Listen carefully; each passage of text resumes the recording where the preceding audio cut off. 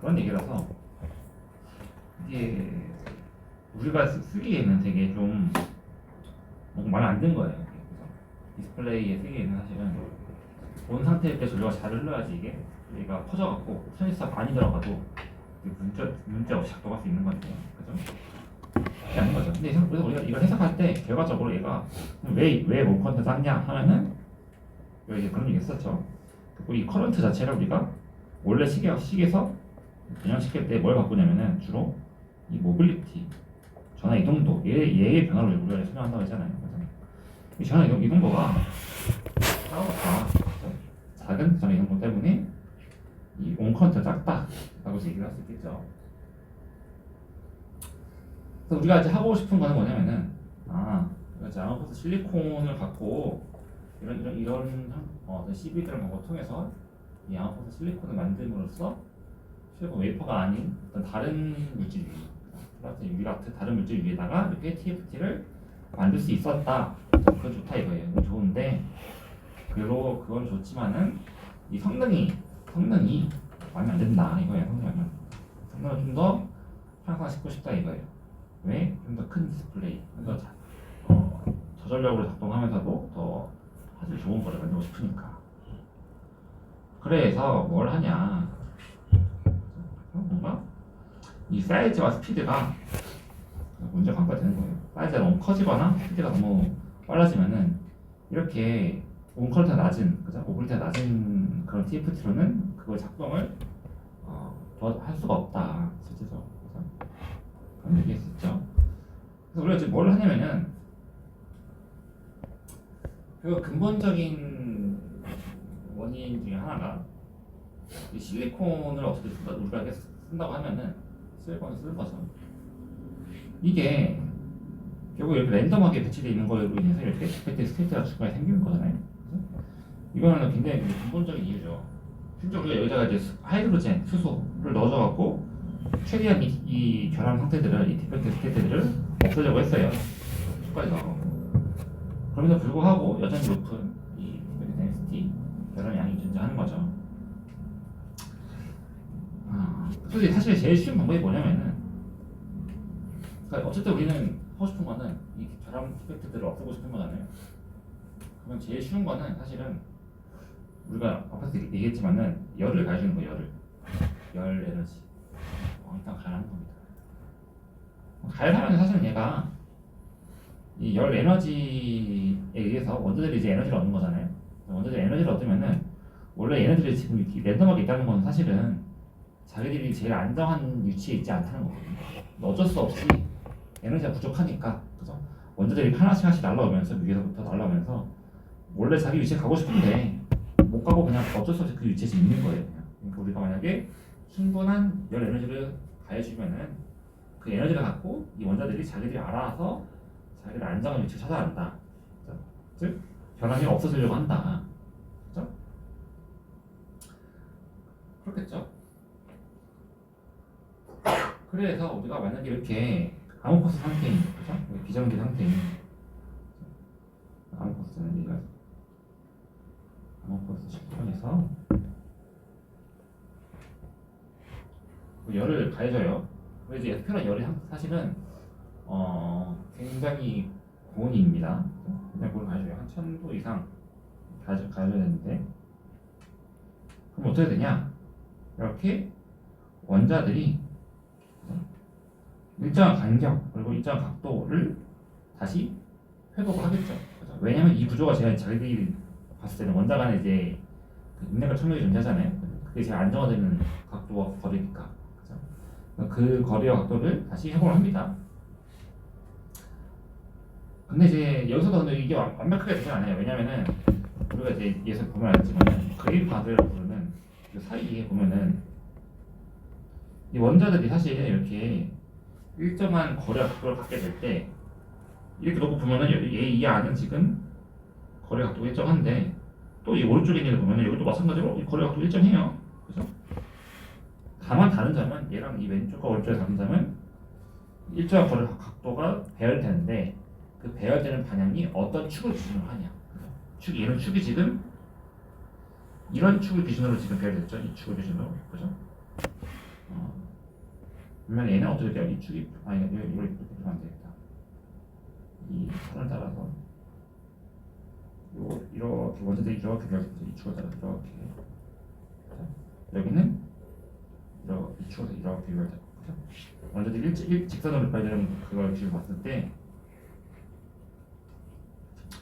어쨌든 이 원자들 입장에서는 한 원자 기준으로 그 거리와 각도만 맞으면 돼요. 그죠? 근데 거리와 각도 맞는 게 이 전체적으로 여러 개로 이제 늘어났을 때 배열되는 방향성이 존재하게 되죠. 이게 그죠? 어떤 건 이쪽 축을 기준으로 해서 이걸 기준으로 이 축을 기준으로 해서 이렇게 배열되고 이 축을 기준으로 이렇게 배열되고 그죠? 그래서 원자들이 배열이 되는 얼라인되는 그 축의 방향이 다르다. 그죠? 근데 이 축의 방향이 다르면은 뭐 무슨 문제가 생겨요? 여기 보면은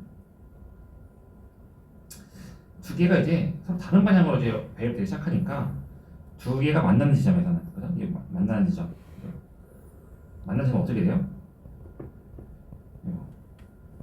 이 원자 사이의 거리와 간격이 원래 이제 완벽한 그 거리 간격보다 다르게 되죠. 얘가 두 개 만나는 지점에서는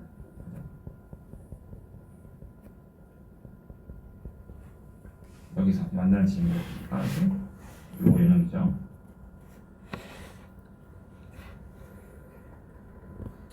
뭐 여러분이 아마 전체 재료를 배웠을지도 모르겠지만 이렇게 원자들이 자기들의 이제 방향이 어떤 축을 기준으로 이제 배열이 되게 되는 일정하게 그 축이 같은 한 영역을 우리가 이제 뭐 그랜이다, 그죠? 이게 그랜이죠. 이게 하나의 그랜이다 이게. 이제 그랜이라는 표현은 이게 사실은 뭐 영어로 했을 때 뭐 알갱이 뭐 이런 거잖아요. 그러니까 이 하나의 알갱이는 같은 원자 배열의 축을 갖고 있다. 그리고 근데 그런 그레인과 그레인 사이가 그레인이 만나는 사이에서는 이제 서로 각자 다른 방향으로 이제 얘네가 배열되려고 하기 때문에 이렇게 어쩔 수 없이 이렇게 결합이 제대로 이루어지지 않는 그죠? 결함들이 나타나게 되겠죠. 이렇게 그냥 이런 단순해요. 이게 사실은 만약에 우리가 생각했을 때 원자들이 우리가 지금 이렇게 랜덤하게 있는 상태에서 열을 가해주면은 얘네들이 점점 하나하나 이렇게 배열이 이렇게 되기 시작할 건데 점점 여기서 이렇게 바뀔 거 아니에요? 원자들 배열이 이렇게 그죠? 이 부분이 바뀌는데 배열이 돼요 점점 그죠? 열 때문에 근데 이제 이 배열이 시작되는 부분이 여기서도 바뀔 수가 있고 또 여기서도 먼저 배열이 바뀔 수가 있잖아요 점점 그죠? 우리 열 에너지를 가지면은 여러 군데에서 동시다발적으로 이 원자들이 일정한 배열을 다시 회복하려고 할 거 아니에요. 모든 위치에서. 근데 여기서 이 왼쪽에 있는 얘가 배열되는 우리 방향이랑 얘가 이제 배열되는 방향이 있죠. 배열되는 방향이랑 이 오른쪽에 있는 여기서 원자들이 배열되는 방향이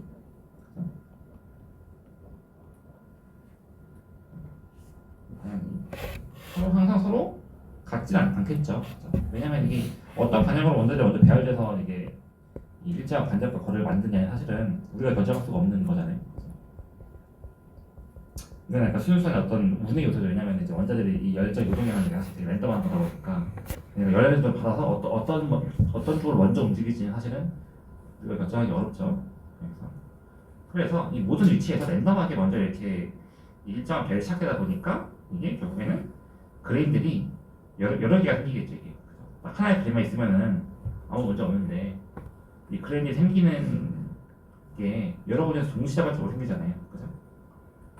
그러다 보니까 어쩔 수 없이 우리가 이제 이 그레인 바운더리라는 게 생길 수밖에 없다. 그죠? 그러겠죠? 심플하게 열을 가했을 때는. 그래서 사실 놓고 보면은 어쨌든 여기서 이 디펙트 스테이트, 이 결합 스테이트가 없진 않아요. 없진 않은데 차이점은 그 디펙트 스테이트가 이렇게 딱 이 그레인 바운더리라는 데에만 딱 몰려 있다 여기에만.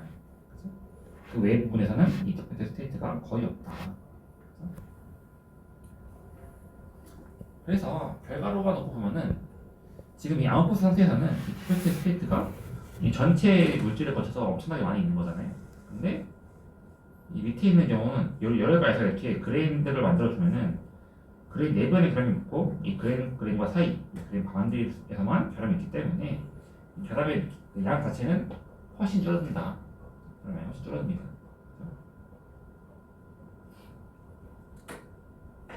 결과적으로 봤을 때는 물론 이 실리콘 웨이퍼만큼 아니지만은 이 전자의 이동도, 모빌리티 이런 게 훨씬 더 향상될 수 있겠죠. 아웃포스일 때보다.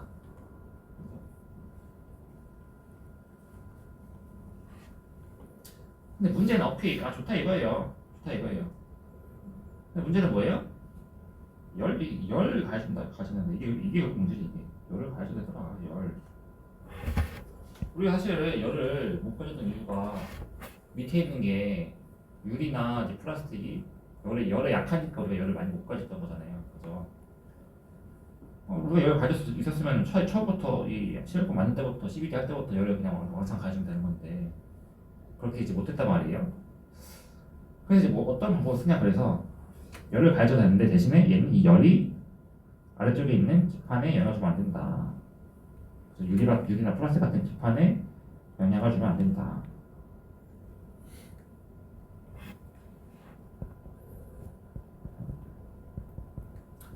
어떻게 해야 이 기판에다가 영향을 안 주면서 딱 이 기판 위에 있는 실리콘에만 우리가 열을 강하게 줄 수 있을까? 라는 게 관건이 되죠. 그래서 개발이 된 게 이 레이저 히팅, 엑스트리머 레이저 히팅 같은 우리가 이제 레이저라는 게 사실 생각해보면은 그냥 심플하게 생각해서 레이저는 그냥 단일 파장을 갖고 있는 굉장히 강한 빛인 거잖아요. 그죠? 그냥 빛이죠. 근데 이제 여러분 알겠지만은 이제 만약 이렇게 어떤 물체가 이렇게 있는데 물체가 밴드가 이렇게 있잖아요. 얘가 이제 뭐 플러스 밴드고 밸런스 밴드면은 우리가 이제 빛을 쏴줘 여기다가 빛이 들어가 빛이 이렇게 들어오면은 포톤 HV 빛이 들어오면 어떻게 돼요? 여기 일단 밸런스 밴드 전자가 플러스 밴드로 이렇게 쭉 올라가죠. 전자가 이 빛을 흡수하면은 밴드갭보다 큰 빛을 주면은 밴드갭보다 큰 빛을 주면은 밸런스 밴드의 그 전자가 에너지를 얻어서 콘버전 밴드로 가잖아요. 그죠? 근데 이제 이때 잘 생각해보면은 만약에 우리가 이 밴드갭보다 그죠? 밴드갭 에너지 여기서부터 여기까지죠. 밴드갭보다 만약에 훨씬 큰 에너지를 주면은 그죠? 여기서 에너지가 그냥 조금 큰 에너지가 아니라 훨씬 큰 에너지를 주는 거예요. 빛이 여기서부터 여기까지 이렇게 올라가요. 만약에 그죠? 근데 너 훨씬 큰 에너지 준다. 그러면 이제 무슨 일이 일어날까요? 여기서 우리가 보면은 어쨌든 간에 우리가 지금 저 일렉트론을 합해서 만든 거잖아요. 그 일렉트론과 여기 전자와 여기 이제 전자가 이제 위로 올라가는 여기에 이제 홀이 나죠. 홀이 남아요. 그럼 이제 빛이 생긴 이 전자와 홀은 결국엔 다시 합쳐지겠죠. 그죠? 다시 합쳐질 거예요. 그래서 왜냐면은 이 전자는 다시 안정화되고 싶으니까. 그죠? 이 전자는 지금 엄청나게 높은 에너지를 갖고 있는 거잖아요. 근데 여기는 지금 제가 이미 안정한 상태가 아니란 말이에요. 그래서 이 전자는 결국에는 안정한 상태로 가고 싶어 해요. 그죠? 근데 그 과정 중에서 무슨 일이 생기냐? 어쨌든 얘가 이 전자는 얘가 다시 여기서 다시 에너지가 쭉 떨어져서 이 밴드 엣지가 올 거예요. 밴드 엣지에 와서 여기서 다시 밸런스 밴드의 홀과 다시 합쳐질 겁니다. 그죠? 올라갔다가 다시 내려오는 거죠. 에너지가 올라갔다 내려올 거예요. 에너지가 올라가는 건 빛에서 올라가고 내려올 때는 에너지를 다시 잃어야 될 거 아니에요. 그죠? 여기서 이제 그런 게 있죠. 우리가 이제 뭐 형광물질이라고 하는 거는 에너지를 다시 잃을 때 빛을 내뿜어서 다시 에너지 잃는 거예요. 빛을 받아서 에너지 올라갔으니까 다시 빛을 내뿜어서 에너지를 잃게 했다라는 게 있을 수가 있는데 그건 어디까지나 이 형광물질 같은 경우 그게 특히 밴드 엣지에서부터 내려올 때는 그게 가능할 수도 있어요. 밴드 엣지에서 내려올 때. 근데 우리 아까 뭐라 했어요? 에너지가 지금 밴드 갭보다 훨씬 큰 거 줬다고 했죠. 그러면은 여기서 이렇게 이 위에서 밴드 내에서 이렇게 내려오는 거예요. 이 커런시 밴드 안에서 내려와야 돼요. 이때는 빛이 발생하지 않죠. 밴드 안에서 움직일 때 전자가. 내가 어떻게 그럼 에너지를 일으켜요? 전자가 자연을 움직인다는 거는 지금 커런시 밴드 안에 있다는 건 뭔 소리예요? 전자가 자유롭게 움직이는 상태가 된다는 거죠 지금. 그래서 빛을 받아서 커런시 밴드 왔다. 전자가 자유롭게 움직이는 상태가 됐다. 근데 커런시 밴드 안에서도 에너지가 엄청 높은 상태에 있다. 즉 엄청나게 고속으로 움직이는 전자라는 거거든요. 이걸. 에너지가 엄청 높아갖고 엄청나게 고속으로 움직인다. 그죠? 근데 뭐죠 지금? 고속으로 움직이는데 우리가 흔히 했잖아요. 이 물질이 갖고 있는 전하의 이동도라는 뜻이 있다고 했잖아요. 그죠? 근데 지금 얘 갖고 있는 에너지는 이 물질을 가질 수 있는 안정적인 이동도보다 훨씬 높단 말이에요. 그죠? 그게 뭐예요? 얘가 아무리 높은 에너지를 갖고 있어서 속도가 빠르더라도 결국에는 다른 전자와 충돌하거나 혹은 이 원자와 충돌해서 원자 다른 이 주변에 있는 다른 원자와 충돌을 해갖고 그 에너지를 다 잃고 안정적인 속도로 간다는 거거든요. 이게. 그래서 빛을 줘갖고 에너지를 높게 안 들어봤자 그 에너지를 얘가 다 감당할 수가 없어요. 에너지 잃어야 돼. 어떻게? 엄청나게 빠르게 움직이 초반에는 엄청나게 빠르게 움직여서 주변에 있는 원자가 부딪힙니다. 부딪히면 어떻게 돼요? 원자는 가만히 있고 전자는 빠른 속도로 움직이면은 그러면은 전자는 느려지고 원자는 움직이겠죠. 근데 여러분 알다시피 이 원자가 전자보다 한 1700배 정도 무겁잖아요. 그래서 사실 엄청 가벼운이란 말이에요. 원래는 전자가 아무리 이 원자를 때려봤자 이 원자가 별로 안 움직여요. 원래 질량 차이가 너무 크니까. 그러니까 뭐 계란으로 바위 치는 것처럼. 그래서 계란으로 아무리 바위를 때려봤자 바위가 움직이겠어요. 안 움직이죠. 근데 문제는 이 전자가 너무 큰 에너지를 갖고 있다는 거예요. 우리가 이 밴드갭보다 너무 큰 에너지를 가지다 보니까 전자가 너무 큰 에너지를 갖고 있다. 원자가 그래서 움직입니다. 원래는 웬만하면 잘 안 움직이거든. 전자가 친다고 해도 안 움직이는데 전자가 너무 큰 에너지를 갖고 있으니까 원자가 움직여요. 즉, 이 원자의 진동이 생긴다 이거죠. 원자 움직임이 생긴다. 근데 여러분 생각하면 알겠지만은 원자가 움직인다는 얘기는 뭐냐면은 열이 생긴다는 거거든요. 그럼 아다시피 우리가 절대 연구에서는 원자들이 다 가만히 있는 거잖아요. 그렇죠? 근데 온도가 올라갈수록 원자들이 조금씩 이렇게 진동하게 되죠. 그죠? 열에너지 때문에. 사실 그래서 우리가 이제 빛이 쏴져갖고 이제 뭐 우리가 이제 그런 얘기 하잖아요. 그 태양이 이제 지구 온도를 올리는 이유가 사실은 그 태양 빛을 흡수해갖고 그죠? 온도가 올라가는 거죠. 근데 그런 비슷한데 얘에서 다른 점은 그 에너지가 워낙 너무 세다. 그죠? 밴드갭보다 훨씬 더 큰 에너지를 가진다. 이게 여러분 두 가지를 잘 분리해야 돼요. 그러니까 빛이 세서 우리가 어떤 물체가 빛에 가야 되는데 빛이 너무 세다는 거는 두 가지 장점이 있거든요. 하나는 빛에서 오는 그 광자의 개수가 많다. 광자 개수가 많다는 게 하나 있어서 세다는 거는. 또 하나는 광자 하나가 갖고 있는 에너지가 세다. 그죠? 두 가지 장점이 있어요. 광자 양이 많거나 광자 하나의 에너지가 세거나.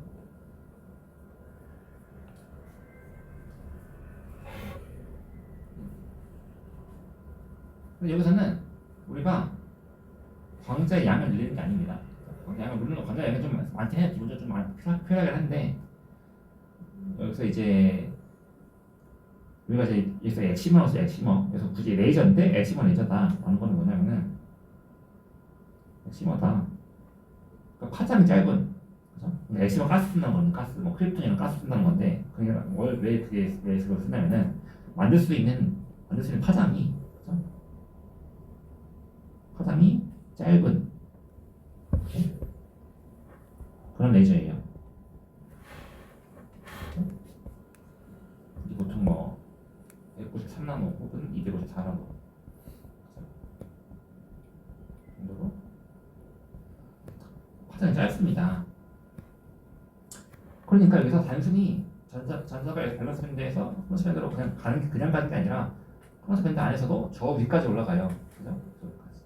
그러니까 올려보면은 이 실리콘이 밴드 갭이 대충 한 1.1, 2이잖아요. 그죠? 그럼 이 레이저로 올라가는 에너지가 얼마냐면은 이거는 5 1.5 이상이에요. 5에서 한 6까지 가면 그래도 합니다. 최소한. 밴드 갭 깨면서 엄청나게 큰 에너지를 가해주니까 이게 가열이 되는 효율이 그렇죠? 여기서 밴드 엣지까지 내려오는데 한 4일트볼트를 필요한 거잖아요. 그죠? 그러니까 4일트볼트의 에너지를 다 이 물질을 갖고 있는 원자들한테 다 넘기는 거예요. 그러니까 밴드 엣지에서 내려올 때는 여기서 여기 내려올 때는 1.1볼트의 에너지를 잃을 때는 원자랑 큰 상관없을 수 있거든요. 빛을 내버리면 되니까 그냥. 그죠? 근데 이 밴드 안에서 움직일 때는 빛을 내버리는 게 아니다 보니까 전부 다 그냥 원자에 대한 에너지가 흡수가 돼요. 그죠? 이 4일트볼트 에너지가. 그죠? 그럼 만약에 우리가 한 1.11일트볼트, 그러니까 뭐 빨간색 레이저 우리가 이런 레이저 쓰는 빨간색 레이저 있잖아요. 카메라에 쓰는 거. 그런 걸로 아무리 싸웠자 사실은 걔가 아무리 싸웠자 온도가 잘 안 올라가거든요. 그죠? 왜냐면 이게 전자를 올라가봤자 여기서 다시 금방 내려오면 되거든요. 이렇게 다시. 근데 같은 광각 개수 세기의 어떤 레이저도 그죠? 파장이 짧으면은 에너지를 밴드 내에서 다 잃어버리면서 원자한테 다 에너지를 주니까 훨씬 더 온도가 많이 올라갑니다.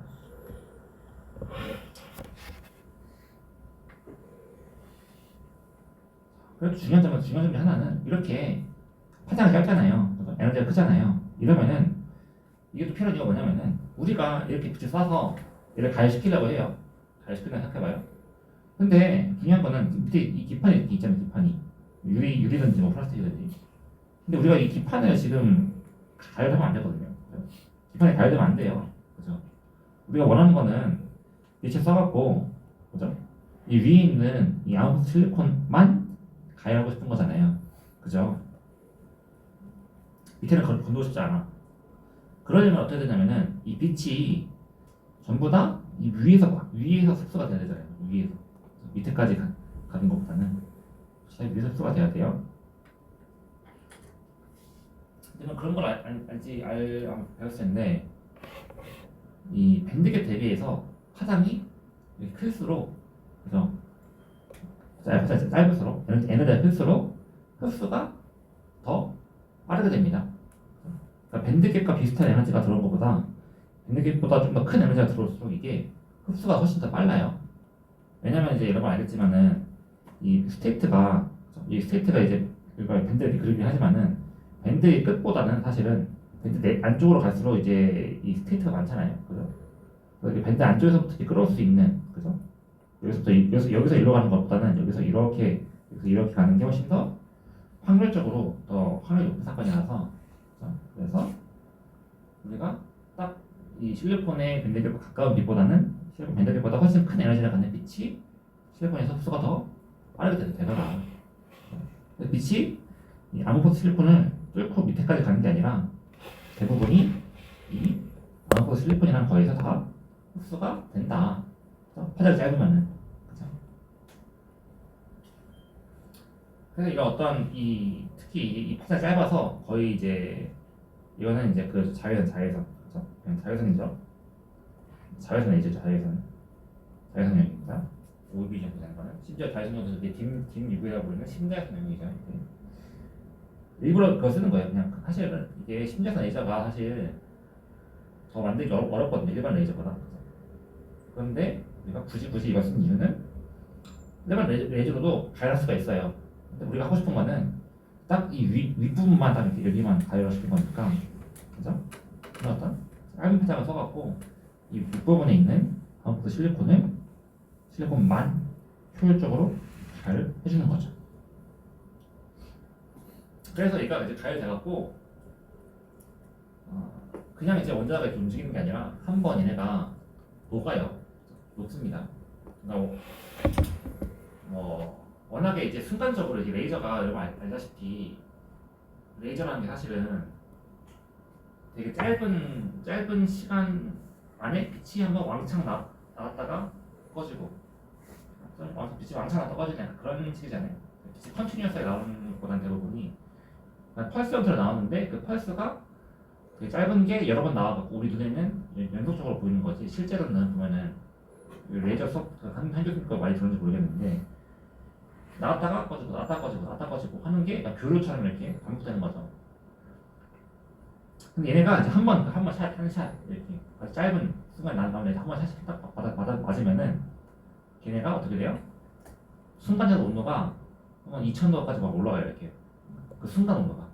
물론 그 온도가 유지되는 거 아닙니다. 빛이 워낙 짧으니까 보통 레이저가 이제 뭐 보통 뭐 나노세컨드 혹은 그 이제 펜토세컨드까지 가잖아요. 나노세컨드면 엄청나게 짧은 시간이잖아요. 그 짧은 시간 안에 얘가 온도가 확 올라갔다가 다시 내려오는 거예요. 근데 그 순간에 얘네가 순간적으로 액체 상태가 됩니다. 순간적으로 액체가 돼갖고 녹았다가 다시 굳는 거예요. 그래서 한번 액체가 되니까 액체라는 뭐예요? 원자가 되게 프리하게 잘 움직이는 상태잖아요. 그죠? 액체 상태에서 보면 막 이게 막 유동성 있잖아요. 유동성 있다는 거는 원자들이 그 안에서 그냥 막 움직인다는 얘기죠. 자연스럽게. 그죠? 그 상태에서 다시 이제 얘가 식으면서 다시 굳을 거 아니야. 그죠? 근데 그 과정에서 얘네가 원자들이 자유롭게 움직일 수 있으니까 굳는 과정에서 어떻게 돼요? 우리가 앞에서 본 것처럼 이렇게 그레인의 형태로 그죠? 부분적으로 이렇게 완벽한 그 구조를 갖게 되겠죠. 그죠? 액체에서 고체가 될 때, 그죠? 녹았다가 다시 굳을 때. 보면은 이 표면을 보면은 우리가 레이저를 쏘잖아요. 그죠? 레이저를 쏘고서 보면은 표면에 이렇게 요 어떤 마치 이렇게 막 갈라진 것 같이 이렇게 보이는데 이 결국에는 하나하나가 그레인이 생긴 게 보이는 거예요. 그레인이 보이고 그레인과 그레인 사이에 바운더리가 존재하죠. 그죠? 그런 하면 된다. 그죠? 그래서 이제 우리가 흔히 이제 뭐 이에 대해 약자로 부르는 엑시머 레저 어닝이다. 그러니까 어닝은 이제 히팅을 하신다는 얘기고, 그죠? 엑시머 레저를 이용해서 이제 히팅 해주는 그런 걸 씁니다. 그죠? 지금도 사실 좀 꽤 쓰이는 방법이죠. 효율적으로 딱 딥하는 영향을 주고 위에 있는 우리가 원하는 그 채널 부분만 딱 이렇게 열을 가해주는 그런 것이 쓰이는 거죠. 근데 보면은 참 재밌는 부분은 우리가 그러면은 그냥 빛을 그냥 세게 쏘면 세게 쏠수록 이게 잘 녹고 잘 녹았다가 다시 이게 고체가 되면서 이 그레인이라는 게 생길 거니까 그죠? 그러면은 좋은 거 아닌가 싶을 수 있잖아요. 여러분 생각해보면 알겠지만은 이 그레인이라는 게 하나하나가 크면 클수록 그죠? 크면 클수록 이 그레인 바운더리라고 하는 줄어들 거 아니에요. 그죠? 우리가 이 똑같은 영역에서 이 그레인이라는 게 생기는데 그레인이 하나가 크면은 하나가 막 이만해 막 이렇게 나눠 있어. 그죠? 그러면은 바운더리가 되게 적죠. 이렇게 되면은 그죠? 이 그레인이라는 거의 크기가 사실 되게 중요하거든요. 그래서 우리가 얘를 레이저를 쏴고 녹여서 다시 붙였어. 근데 다시 붙는 과정에서 그레인이라는 게 한 덩어리가 되게 크게 생기면은 좋잖아요. 그죠? 그럼 이 바운드리가 적어지고 전자가 움직일 때 이 바운더리에서 이제 스캐터링이 일어나는데 튕겨나가는데 이 바운더리가 우리가 적으면 좋잖아요. 그죠? 바운더리가 없으면 좋은데 그럼 바운더리가 어떻게 없게 만들 거냐, 그죠? 이 바운더리가 없으면 좋을 것 같은데 이 바운더리 때문에 지금 이 결합 상태가 생기고 이 결합 상태가 있으면 안 좋잖아요, 전자의 움직임이, 그죠? 그럼 그 바운더리들을 어떻게 없앨까 싶은 거죠. 이런 점은 보면은 처음에 이 오른쪽 얘를 어떻게 봐야 되냐면 여기가 레이저 백입니다. 그죠? 광자 개수죠. 그리고 오른쪽이 그레인 크기죠. 그죠? 그러니까 레이저를 세게 쐈을 때 그레인 크기가 어떻게 되냐 한번 본 거죠. 그죠? 재밌는 이게 그래프가 어떻게 그려지냐면은 약간 이런 느낌이죠. 이렇게 레드 세질수록 점점점 그림 크기가 커지다가 어떤 특정 포인트 이후로는 다시 쭉 줄어들어요. 그죠? 왜 그럴까? 보니까 처음에 우리가 만약에 외주 에너지가 좀 약해요. 충분히 세지가 않아요. 그죠? 그러면 이 부하에서 무슨 일이 생기냐? 이 글라스 같은 거 위에 있는 그죠? 이 아웃도 실리콘이 완전히 안 녹는 거죠. 이게 다 녹아야 되는데 이 빛에 처음 맞은 이 윗부분만 녹아요. 윗부분만. 그죠? 빛이 흡수가 되는데 빛이 좀 약간 생각보다 세지가 않아갖고 지금 그죠? 레드 세기가 별로 안 센 거예요 생각보다. 그래서 빛이 이 실리콘에 전면적으로 다 흡수되는 게 아니라 실리콘에 이 윗부분에 먼저 흡수되고 밑에 부분까지는 지금 도달 못한 거죠. 그죠? 위에서 다 흡수되니까 얘들이. 그래서 이게 다 안 녹으니까 이게 결과적으로 윗부분만 지금 이 그 그레이들이 많이 생기고 아랫부분은 여전히 언포스다. 그죠? 그런 거죠. 그럼 점점 우리가 에너지 세개 써갖고 어떤 특정 에너지 근처로 가요. 그럼 어떻게 돼요? 그럼 그때부터 여기서부터는 이제 드디어 이 실리콘들이 이 아모프스 실리콘이 전부 다 녹았다. 전부 다 녹아갖고 이제 그때부터는 전 면적으로 전 부피로 모든 부피가 다 지금 그레이드로 바뀌더라. 그죠? 그런 거죠.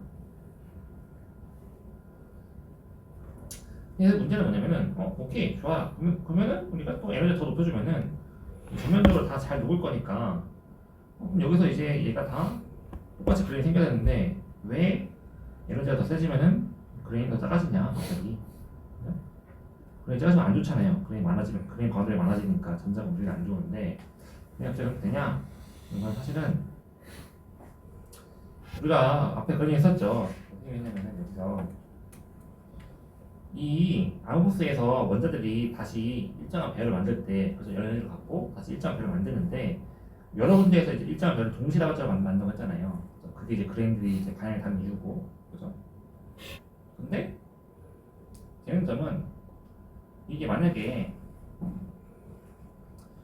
딱 이 기판 근처 바닥만 보면은 이게 만약에 전부 다 녹는 게 아니라 이 바닥 근처에 기판 바닥 근처에 아주 약간의 안 녹은 상태 고체, 그죠? 고체 상태의 어떤 아웃풋 실리콘이 아주 조금 남아있다고 생각해봐요. 아주 조금 남아있다니까. 아주 조금 남아있어요. 이렇게. 여기 고체 상태입니다. 여기 이 부분이. 그죠?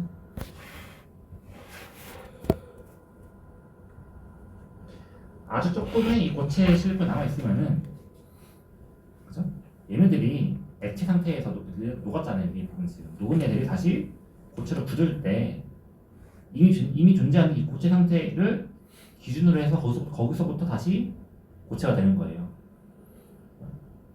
이게 뭐냐면 여러분 그런 거 있죠. 우리가 뭐 물병에다가 물을 넣고 이렇게 얼려요. 그죠? 얼리면은 어디서부터 얼어요? 딱 이 물병에 딱 벽면부터 얼기 시작하죠. 그죠? 그죠? 그럼 문제 없나? 네. 보면은 이거 뭐 어떤 액체가 고체가 될 때 항상 이제 액체라는 거는 어떤 용기 단계에 있는 거잖아요. 어떻게 보면은. 그래서 고체가 되는 순간 다른 고체 위에서 먼저 고체가 되려고 해요. 그래서 액체가 갑자기 랜덤하게 이제 고체가 되긴 할 텐데 먼저 우선적으로 고체가 되는 부분은 다른 고체와 다 있는 부분입니다. 거기가 이제 에너지적으로 안정적이기 때문에 그런 건 사실은 이제 뭐 제로과에서만 그런 건데 왜 마찬가지예요. 왜 그렇게 되지? 뭐 우리는 굳이 뭐 디테일하게 따질 필요는 없고 여기서 보면은 이 고체가 좀 남아 있으니까 실리콘 아웃포스 고체가 좀 남아 있죠 이게. 얘를 기준점으로 해서 여기서부터 지금 어떻게 돼요? 고체 그 액체가 고체로 바뀌는 거죠. 그레인들이 이렇게 커지는 거죠. 얘를 기준으로 이렇게 커집니다.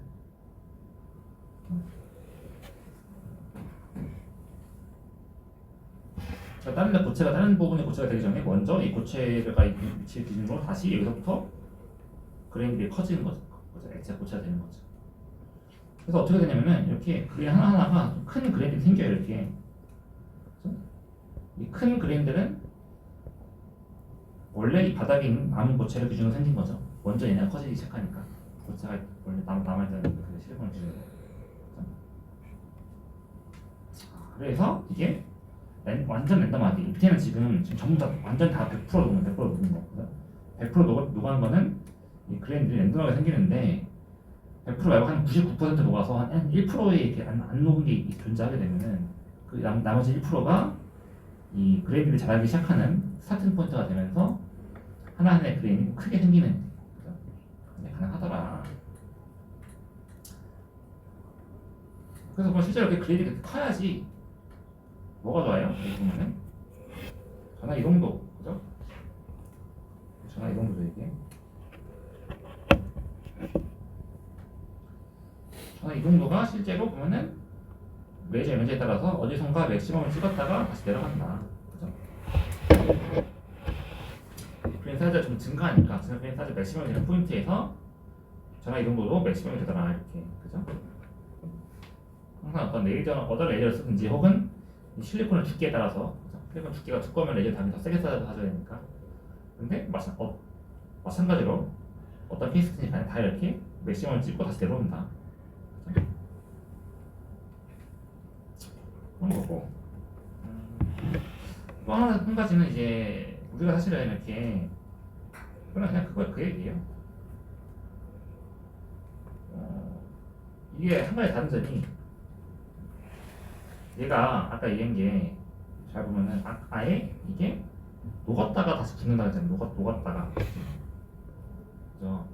이 녹았다가 되는 거에 사실 좋은 점이 한 가지가 있는데 녹았다가 다시 되면은 우리가 그냥 여기다 그냥 열을 가해주면은 그러니까 뭐 그냥 히팅 있죠. 그냥 불로 그냥 굽는 거 그죠?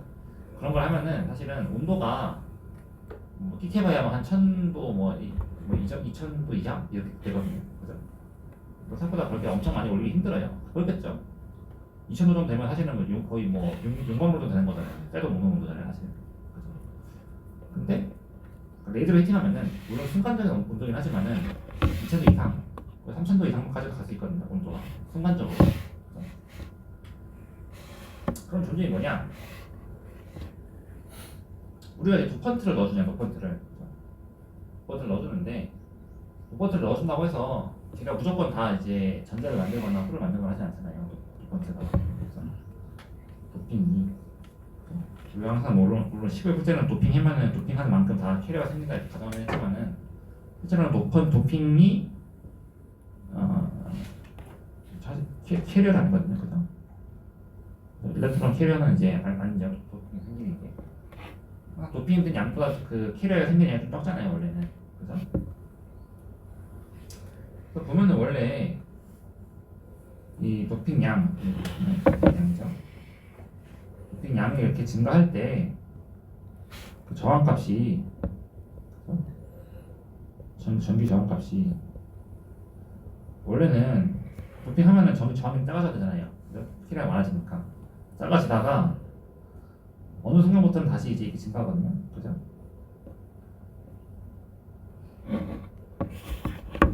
왜 그러냐면은 우리가 펀트를 너무 많이 넣어주면 얘가 도핑이 자기 자리 잡아갖고 전자를 뺏거나 주기 전에, 그죠?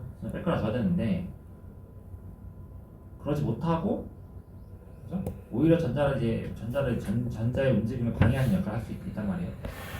사실 이 도핑이라는 거는 어떻게 보면 실리콘 입장에서는 불순물이 들어가는 거잖아요. 그죠? 불순물이 들어가는 거다 보니까 사실은 원래는 전자의 움직임을 방해할 수도 있단 말이에요. 근데 얘가 이제 엑스트라는 캐리어를 주니까 이제 이게 좋은 거였는데, 이게 도핑량이 너무 많아지면은 캐리어를 주지도 않고 제대로 주지도 않고 그냥 전자를 그냥 방해만 하는 경우도 있어요. 근데 우리가 만약에 레이저를 써갖고, 그죠? 온도를 엄청나게 높이 올렸다가 내려 그러면은 약간 이상한 데 위치에 있거나 도펀트가 약간 이상한 위치에 있을 수 있거든요. 이게 아무래도 우리가 이제 도핑을 할 때 도펀트로 이렇게 그 이온을 이제 가속시켜갖고 엄청나게 세게 때려박잖아요. 실리콘 안쪽에다가. 디테일한 거는 뭐 공정 속에서 배웠겠지만은 얘를 막 때려박는데 걔네가 이상한 데 가 있단 말이야. 위치가 딱 실리콘 위치 딱 그 원자 그 위치에 딱 가 있어야 되는데 상태 갈 수가 있어요. 그러면 이제 얘네가 도움도 안 되고 저항만 높였는데 오히려 순간적으로 이제 레이저로 온도를 팍 높였다가 낮추면은 이 이상한데 위치에 있던 이 도펀트 원자들이 딱 자기 자리 찾아갑니다.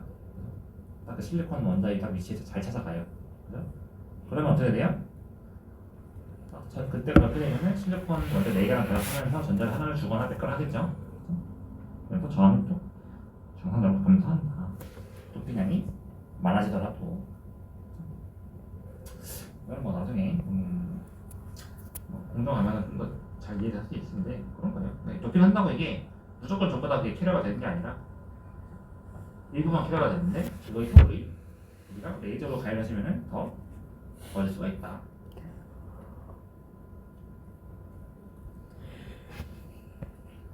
사실 이렇게 사실은 이제 우리가 앞에서 이렇게 레이저만 얘기하긴 했는데 원래는 되게 다양한 방법이 존재할 수 있죠, 그죠? 그러니까 어떻게 보면 이제 가열하는 방식의 차이인데 가열을 이제 가열할 때 녹이냐, 리퀴드 가열해서 녹인다, 녹이는 방법도 있을 거고, 근데 가열해서 녹이진 않는다, 그죠? 녹이진 않고 그냥 그 가열한 열 온도로 이 원자들이 그냥 고체 상태에서 좀 약간 좀 이렇게 움직이게 만드는 거죠, 그죠? 우리 녹이는 방법 중에서도 이 레이저를 통해서 녹이는 방법 우리가 지금 얘기한 거고, 뭐 나중에 방법도 있긴 한데 그렇게 뭐 TFT에서 이렇게 지금 당장 많이 쓰진 않아갖고 사실, 그죠? 한 가지는 이제 근데 이건 많이 쓰죠. 이제 이 고체에서 고체 상태 유지한 상태에서 이 퍼니스가 RT라고 하는 그냥 이제 전기 가열 이제 전기를 흘려갖고 옆에 전기의 저항으로 인해서 전기 저항으로 가열하는, 그죠? 그런 방식은 좀 많이 쓰긴 합니다. 대신 얘는 녹이진 않아요. 왜냐면 녹일 정도로 온도가 높아질 수는 없으니까, 그죠? 그래서 온도가 높아지진 않은데 낮은 온도에서 녹이진 않은 상태에서 고체 상태에서도 사실은 열이 가해지면은 원자가 좀 움직일 수 있거든요. 액체만큼 잘 움직이는 건 아니지만은 그런 걸 통해서 이게 이런 어떤 폴리시리콘을 만들 수가 있다. 우리가 이제 이런 거를 이제 뭐 폴리실리콘 만든다, 폴리실리콘. 폴리실리콘 이유는 이 폴리가 뭐예요? 폴리가 이제 뭐 여러 개다 이런 의미죠. 여러 개. 그러니까 뭐가 여러 개 있냐? 그레인이 여러 개 있다, 그죠? 여러 개 있다.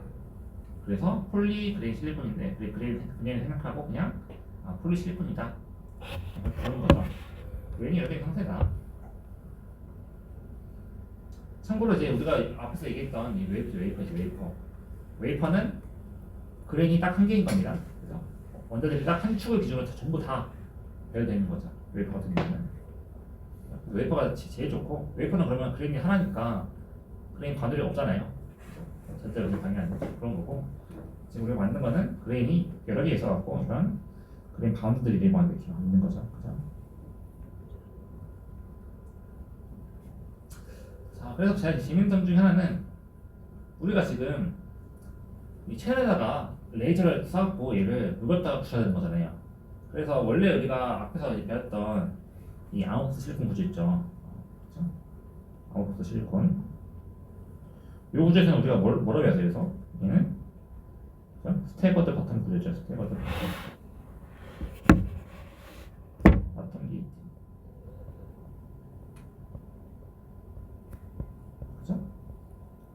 이런 구조, 또 어떤 구조였잖아요. 이 구조가 된 이유는 뭐였어요?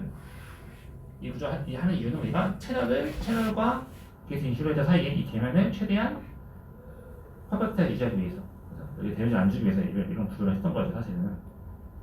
근데 이제 이런 구조를 우리가 할 수가 없어요. 왜? 이 실리콘을 우리가 한번 녹였다 붙여야 되는 거잖아요. 그러려면 여기다 우리가 레이저를 쏴줘야 되는데, 우리가 얘를 만약에 레이저 쏴서 녹여, 사실 녹이면은 이 밑에 있는 이 게이트 인슐레이터가 여기 있잖아요. 얘도 같이 영향을 받겠죠, 당연히. 물론 이 레이저가 사실은 최대한 실리콘에 영향을 주고 밑에 있는 쪽에 영향을 잘 안 주는데, 그럼에도 불구하고 이 계면은 사실은 레이저로 인해서 얘가 녹았다가 붙는 과정에 이 영향을 받는단 말이에요, 얘가. 그죠? 그래서 이 구조 쓸 수가 없어요. 무조건 실리콘이 먼저 레이저를 맞아야 돼. 먼저 그죠? 실리콘 채널을 먼저 만들고 거기다가 레이저 쏴갖고 여기를 먼저 폴리실리콘으로 만들어야 된다. 그러니까 순서가 어쩔 수 없는 거예요. 이건 순서가. 그죠? 그러니까 구조가 이게 베스트라는 걸 알고 있어요. 근데 이 구조를 유지하는 것보다는 실리콘을 폴리실리콘으로 만들어서 모빌티를 증가시키는 게 더 낫다. 어쩔 수 없이 이 게이트가 이 채널 위에 쌓아야 되는 그런 구조가 탑 게이트가 되는 구조가 굉장히 필요한데 그럼에도 불구하고 우리가 채널을 이렇게 쓰는 게 훨씬 더 낫다는 거죠. 그렇죠? 그래서 이 얘기는 이제 나머지는 시간 생각보다 금방 빨리 나가고 중요한 우리가 다음 시간에 하도록 합시다. 네.